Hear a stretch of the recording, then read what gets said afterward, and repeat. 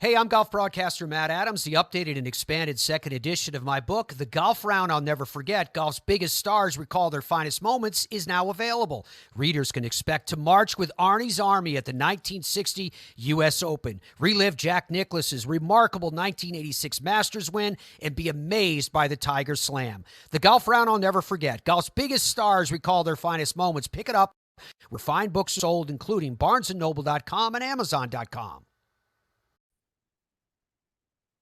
We'd like to welcome you back to another Football's Family podcast. And this is going to be a shorter episode, but I just have to get this off my chest.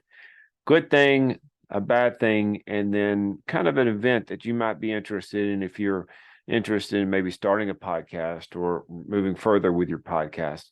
But I want to go with the thing that's concerning me. And y'all know where my affiliation lie, where my heart lies, is with my Titans. I'm looking around in my office here, and I've got a lot of two-tone blue everywhere. It was funny.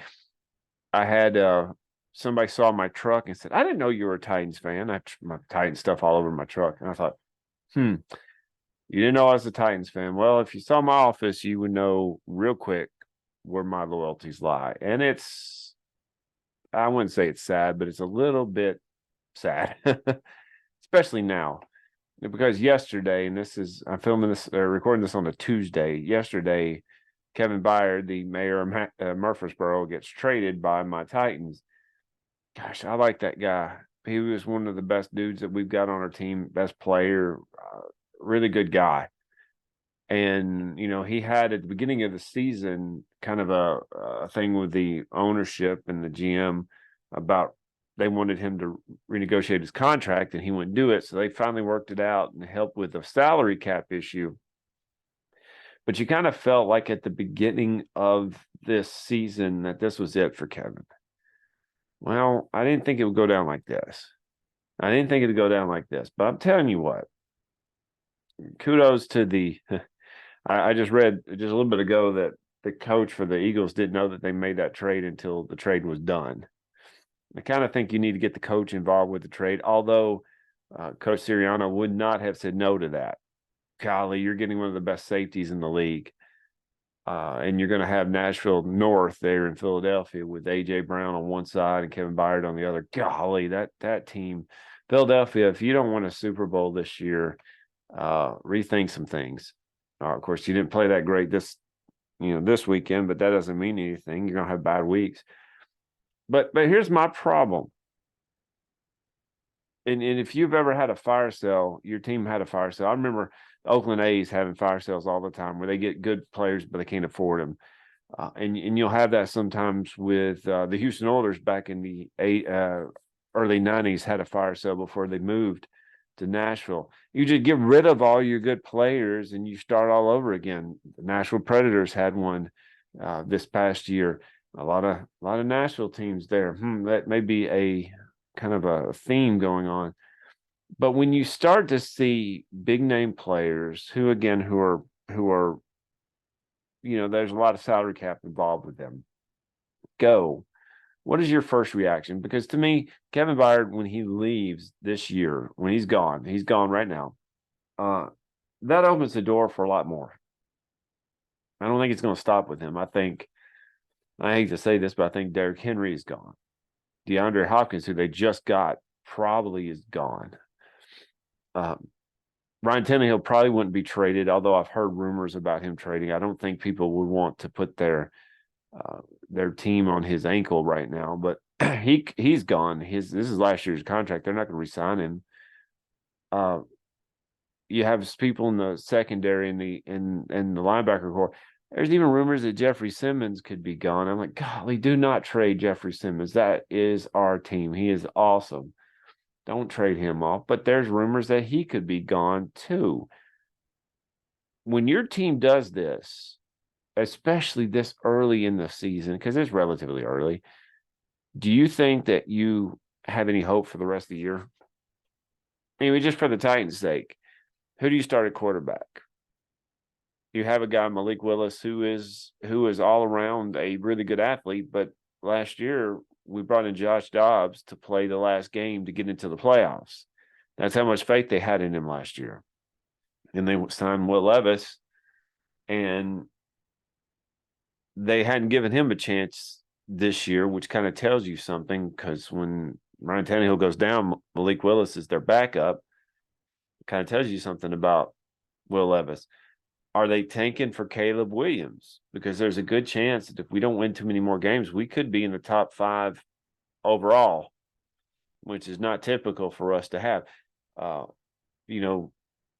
Would that be, could we get the number 1 pick? The last time we did that, we traded out of the number 1 pick. But if we got the number 1 pick, we would be dumb not to go with somebody like Caleb Williams, who to me is one of the best passers I've seen. Unless he's playing Utah, he's one of the best passers I've seen in a long time.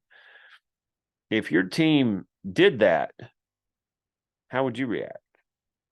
I've got my Titan stuff over here, and I'm kind of hiding it. I'm going to still be with my team, but man, you look forward to this since December, January.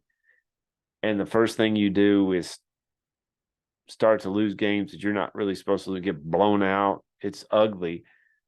And now you're looking forward to, well, I guess we have to wait till the draft in April. That's pretty sad, man. So it is. But I want to get something neat. About 2-3 weeks ago, I can't remember the exact date because I've slept since then. With my family, I went down to New Orleans to get on a boat to go sailing around, and I had the chance to go see the Tampa Bay Buccaneers play the New Orleans Saints. I've never been to another football stadium other than Nissan Stadium, and I realized quickly that people down in New Orleans are spoiled rotten. Y'all are spoiled rotten in a good way. I'm not complaining. The Nissan Stadium that we have right now is nothing compared to the Superdome. And I'm not just talking about the amenities. I'm talking about everything around it. I enjoyed walking from the hotel that I was staying at down New Orleans. I actually got to see where Live and Let Die took place, and I took a picture next to where I'm not going to give away the movie, because if you haven't seen it, you need to see it. Roger Moore's first foray as James Bond. But I got to go and experience that. The smells, the good smells. There were some bad smells. Good gracious. I got beads, and I showed my wife I got beads. She said, "What'd you do to get those beads?" I said, "I was just walking by and they threw it at me." True story. I got to go up and see the Steve Gleason statue. I got to see things I've only seen on video games and TV shows, because I was watching the Titans play the Saints at the first game of the year. I was like, man, this is dark. Well, yeah, it's really dark in the Superdome in a good way. It's not bad. It's just that's the way it is. Walking in, I had to go up to the 6th story. There's a bunch of levels and very, very steep seats down there in New Orleans. But I walked in, and you are about field level when you walk in. Beautiful. Now, I did ask some of the locals there, is the field that bad? People were sliding on it. They said, yes, it's been that bad. I didn't know that. I had beer spilt on me. I felt like I was part of the crowd. But I enjoyed my time there. I mean, what was neat about it is you as a fan down in New Orleans, there's a different type of passion that we don't have up here in Nashville. People do like their Titans, but you love your Saints. You love your Saints. You've been around since with some very, very bad teams. So the Titans have, but it hadn't been as long. When you were founded, I believe in 1967, your team wasn't good, and it took a long time before they got good. I would say that they got good with several teams in the 1990s, but it was really when Drew Brees came about that your team turned around and became recognized as a good team overall for several years. You stuck around during that whole process, during Katrina, the after effects. You kept that team there in New Orleans because there was a chance it could have moved to San Antonio. The one thing I appreciate about my experience just about 3 hours on a Sunday, is I felt the passion that team, that you as a fan base have for that team. I love it. It's just it's so humbling to see how football, even though it's just a game, can become part of the society that it's in, and you don't want to lose it. I didn't realize it that you play Margaritaville during the game. Didn't know that. Now, as I was leaving, because I didn't know what it would be like to get out of the stadium, I walked by a jazz band. I thought, well, that's pretty cool. They just started playing, and I don't know if they had the permission to play, but the security people and the ushers were listening and dancing around with them. I thought, only in New Orleans. That wouldn't work in Nashville. We don't have the room for it, number one. And number two, most music in Nashville depends on the banjo and the guitar, not so much the horns and things like that. So it's completely different. I like my experiences with Nashville, but I'm telling you, just going down there and experiencing that with New Orleans and the fans down there, y'all doing it right. Y'all are doing it right. And man, I wish I had about 3 or 4 stomachs, because the food that people were grilling, good gracious. I didn't get to eat at Mother's restaurant this time. I regret it, because Mother's is just fantastic. But man, that smell going up and down the road leading to the stadium, just awesome. And again, like I said just a second ago, they threw the beads at me. I didn't do anything to get it, and I'm sticking to that story. Now, I want to, before we end here, I have an email that I want to read from a friend of mine, Marques Ogden. He is teaching a bunch of podcasters how he turned his show into a global top-ranked podcast and brought in $250,000 from sponsorships and another $750,000 from clients and speaking gigs, all in 12 months.